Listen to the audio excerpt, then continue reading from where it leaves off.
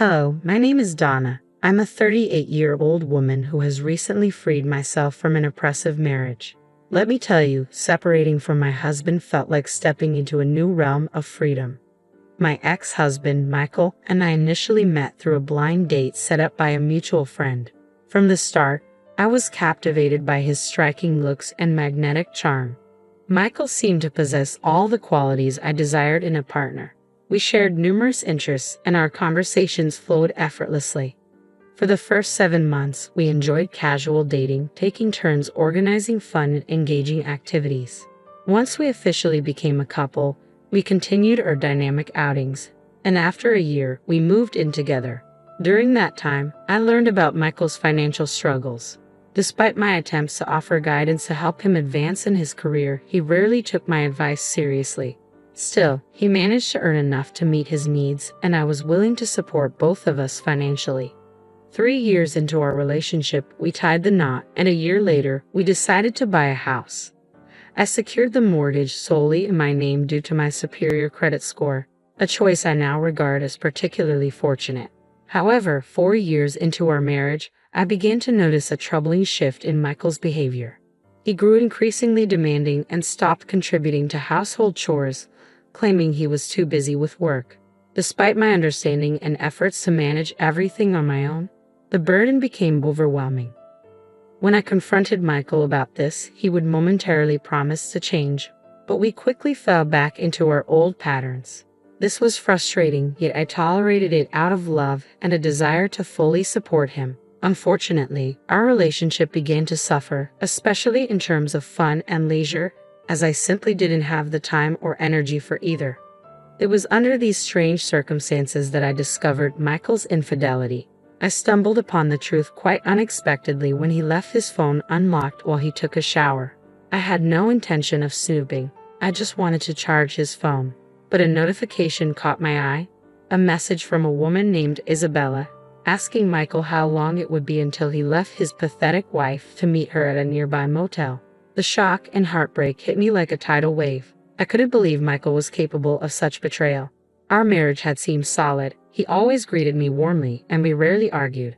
The pain was overwhelming, a gut-wrenching mix of sorrow and nausea as my world crumbled. Yet, at that moment, I knew I had to confront this head-on. I left Michael's phone exactly as I found it, with the message still open, ensuring he would know I had seen it when he returned. When Michael emerged from the shower and saw his phone, the realization hit him. He tried to avoid the conversation, but I was determined to address it. "I know about the affair. We need to talk," I stated firmly. "I don't think we should," he replied, clearly flustered. "Who is she? I assume you saw enough to know her name. When did it start?" "A year ago. Can we not do this right now? Why did you start seeing her? Please, let's not do this." "Don't call me babe. Tell me." "I don't know. I guess I just miss the thrill of someone new, someone who's on the same wavelength as me." "So, I'm not on the same wavelength as you?" "Well, I wouldn't say that exactly. It's just that you've become a bit dull." "Excuse me. I mean, you never want to go out. You're always tired, and our social life, even our life in the bedroom, has faded. Do you realize I'm always tired because handle all the chores and work full-time, yet you've never once offered to help? That's just your role as my wife," he snapped. "I told you to stay at home, but you refuse. Still, that doesn't excuse you from contributing around the house." This confrontation marked a turning point for me, revealing just how differently we viewed marriage and our responsibilities. His words shattered the foundation of trust and mutual respect I thought we had built. "I'm the head of the house," he declared. "I can do whatever I want. If that means having an affair for some fun, then so be it." Michael's assertion cut through the air, showcasing his distorted view of freedom within our marriage. I had hoped for a conversation that might help us mend our relationship, but it was clear he had no intention of engaging. "I don't think anything will change. You're just too dull. I'm happy to stay married, but I'll continue seeing Isabella. I need some space from you," he declared, his tone devoid of any remorse. As he retreated to another room, the weight of his words pressed down on me. He was unapologetic and dismissive, reducing me to a mere role within our home. Michael, who had once seemed progressive, had succumbed to outdated gender roles. Influenced by podcasts that preached that women were too outspoken and needed to be kept in line, It was devastating to see him transform into someone who not only embraced these ideas but also refused to acknowledge the harm they inflicted. Moments later, I heard the front door close behind him. He had left to meet Isabella. Overwhelmed by a sense of abandonment and betrayal, I broke down, unable to bear the solitude or the storm of emotions swirling inside me. I called my best friend, Judy, and she answered immediately. Sensing the distress in my voice, she rushed over with comforting hugs and tubs of ice cream. Judy didn't press for details. Instead, she simply held me as I cried. When I finally calmed down enough, I opened up about the painful truth. Michael is cheating on me, Judy. It's true. Are you sure? She asked, a frown of concern etching her face. Absolutely. His phone was unlocked, and I saw a message from a woman asking when he was leaving his pathetic wife to meet her. What the hell? Did you confront him about it? Yes, but he barely wanted to talk, I replied, the weight of the situation crashing down around me. Judy stayed with me through the night, offering the silent, steadfast support I desperately needed to face the reality of my crumbling marriage. As we sat together, the enormity of my situation settled in, but even amidst the uncertainty, I knew I wasn't alone. I finally confronted him and uncovered the painful truth. He had been cheating on me for a year. He claimed I had become too boring, always too tired, and never up for anything fun. Despite managing nearly everything at home, he dismissed my efforts, insisting that it was simply my role as his wife. Well then, I remarked to Judy, still reeling from the shock, his role as a husband should have been more honorable. But here he is, cheating on his wife. Judy shook her head in disbelief. That's just a pathetic excuse. Did he even apologize? Not for a moment, I replied. He just blamed me and chose to spend the night with her. Honestly, Judy, if I had to face him now, I don't know what I'd do. So, what are you thinking about doing next? She asked. I'm not sure. Michael said he doesn't mind staying married, but I can't continue like this. Why don't you stay with me until you figure things out? I'll help you through everything, Judy offered. That would be amazing. Thank you so much, Judy. I really appreciate your support. We spent the rest of the evening trying to unwind by watching our favorite movies. It was a much-needed distraction, but the reality of my situation lingered in the back of my mind. The next morning, Judy helped me pack a few things to take to her place. Once I settled in at her home, my curiosity got the better of me, and I decided to look up Isabella. I still had access to Michael's social media on my phone, a privilege I had never abused before because I had trusted him completely. To my dismay, I discovered that he had muted notifications for messages from Isabella, which explained why the affair had remained hidden for so long. It turned out that Isabella was a coworker of his, someone who reported directly to him. She was 38 years younger than me and 11 years younger than Michael. The realization alone was enough to turn my stomach. This discovery only solidified my decision to move forward with my life. I knew I had to divorce Michael. I couldn't bear the betrayal, nor could I live with someone who viewed me as merely an obligation. With Judy's unwavering support, I began taking steps to reclaim my life and dignity. Before filing for divorce, I needed to sort a few things out. Judy and I spent time strategizing not only the logistics of the separation but also how to ensure that Michael wouldn't get off too lightly for his betrayal. My first step was to safeguard my finances by transferring all the money I had contributed to our joint account into my personal account, one to which Michael had no access. In the days that followed, as I set the wheels in motion to file for divorce, I heard nothing from Michael. I was stunned to realize he hadn't even bothered to check in on me.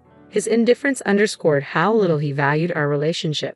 When I eventually returned home to collect more of my belongings, I found Michael lounging on the couch. His predictable yet irritating reaction greeted me. "Where have you been?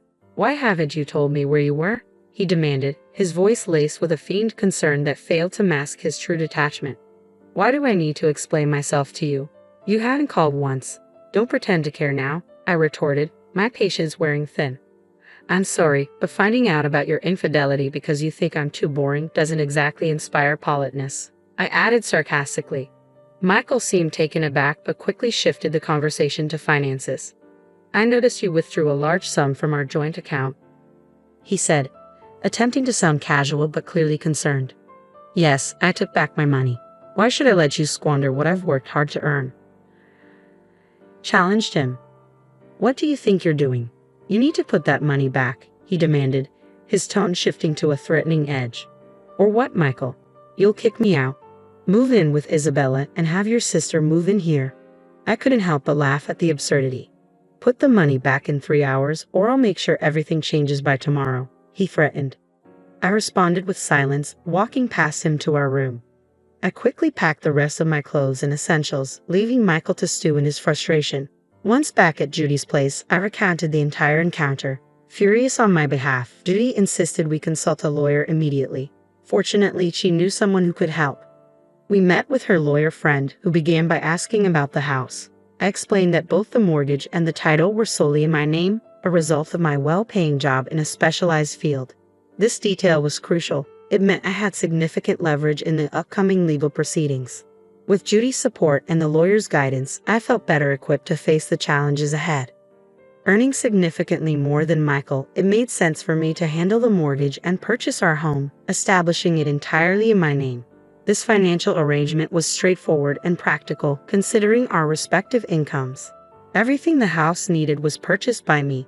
When I consulted with my lawyer about the impending divorce, he reassured me that the house would legally remain mine, lifting a weight off my shoulders. He also explained that if Michael's sister, Karen, moved in without my consent, I could easily issue an eviction notice. The next morning, despite the tension, Michael informed me that Karen had moved in because I hadn't reversed the money transfer. I kept the conversation brief, which only fueled his anger, and he ended the call abruptly. Following my lawyer's advice, I started recording all conversations with Michael to maintain a reliable record for potential court use. My strategy moving forward was clear, with 2 possible outcomes. I would serve Karen the eviction notice. If she complied, that would be the end of it. If not, I was prepared to take legal action, given our strained history. I had a feeling this wouldn't be straightforward. Karen had always harbored a peculiar animosity toward me, frequently trying to undermine or outshine me in petty ways. She even attempted to disrupt our wedding and consistently competed with me over trivial matters.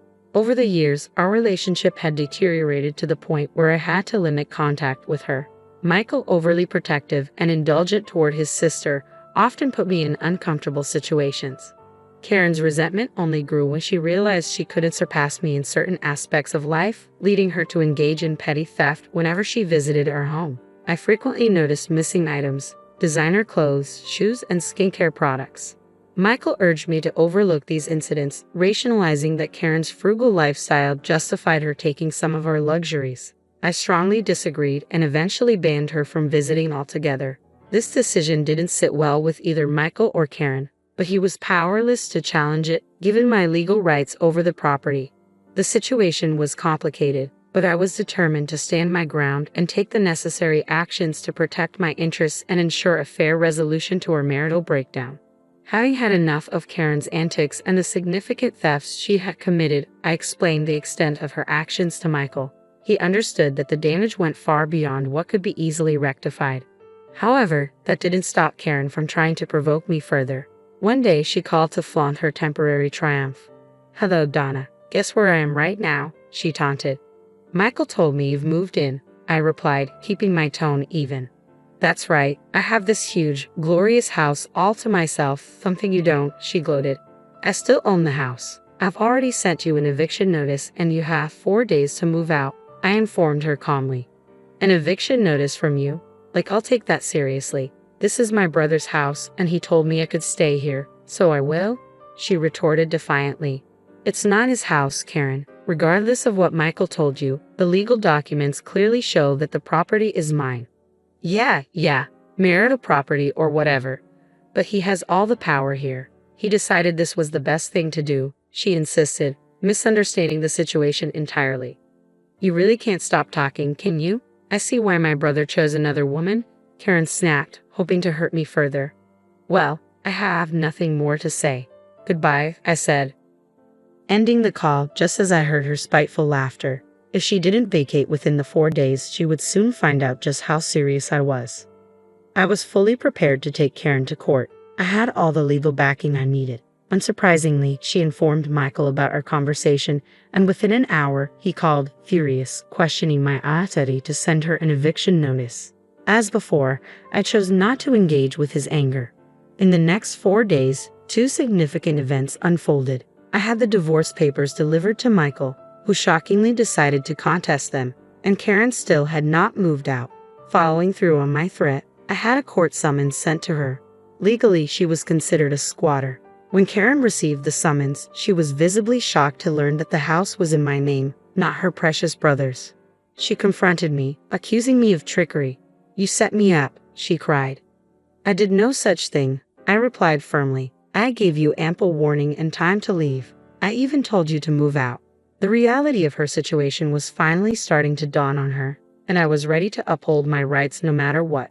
Since Karen refused to heed my warnings, she had to face the consequences in court. My lawyer presented a solid case, including the eviction notice and recordings of phone calls where I repeatedly asked Karen to vacate the premises, all of which she blatantly refused. In my state, squatting is considered a serious offense, resulting in Karen being charged with a Class A misdemeanor. The look of utter defeat and humiliation on her face was deeply satisfying after enduring years of her antagonism.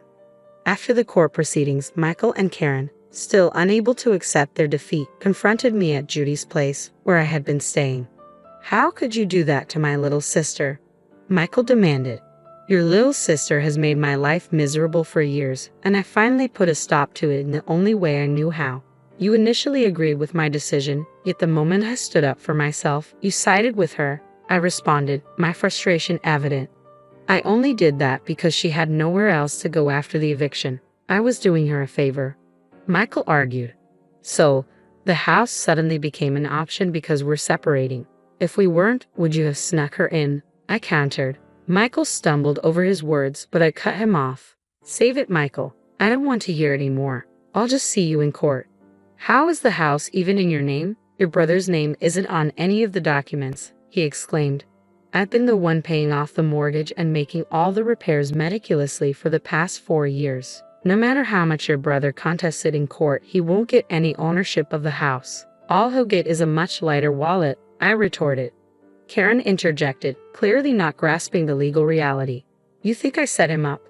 "I did nothing of the sort. Your brother believes in being the man of the house, yet he avoids any real responsibilities, preferring that I do all the hard work while he reaps the benefits. Thank God that won't be my problem anymore," I shot back, my patience exhausted. With that, I slammed the door in their faces, ending the conversation. In the weeks that followed, Michael, realizing he wouldn't win the house, decided to contest every single possession we shared, down to the most trivial items like our dessert spoons.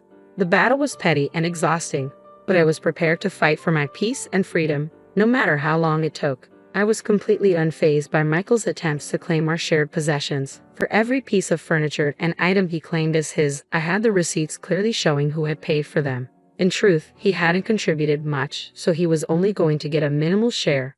While Michael was preoccupied with this petty squabble, I took action on another front. I sent screenshots of his inappropriate communications with Judy to his company's HR department. Within 2 weeks, Michael was terminated from his job. Surprisingly, Isabella was not. I learned from some of Michael's colleagues, with whom I had remained friendly, that she had argued Michael coerced her into the relationship by threatening her professional standing. Understandably, the relationship did not survive this revelation. It took some time, but eventually the divorce was finalized, and I was officially free to celebrate my newfound independence and the successful resolution of a complex situation. Judy and I enjoyed a long celebration. It felt like a double victory. The last update I received on Michael and Karen was less than glamorous. They ended up living together in a modest apartment, both struggling to find jobs. Their parents were supporting them with a modest allowance, but they were far from pleased with their children's actions. My former in-laws even reached out to apologize for their behavior, a gesture that helped bring closure to the entire ordeal. Now free, I looked forward to what life had to offer next. This entire experience reinforced a valuable lesson: never forget my worth. It also showed me that I could handle myself in tough situations. I was a force to be reckoned with. Here's to moving forward, stronger and wiser. Cheers.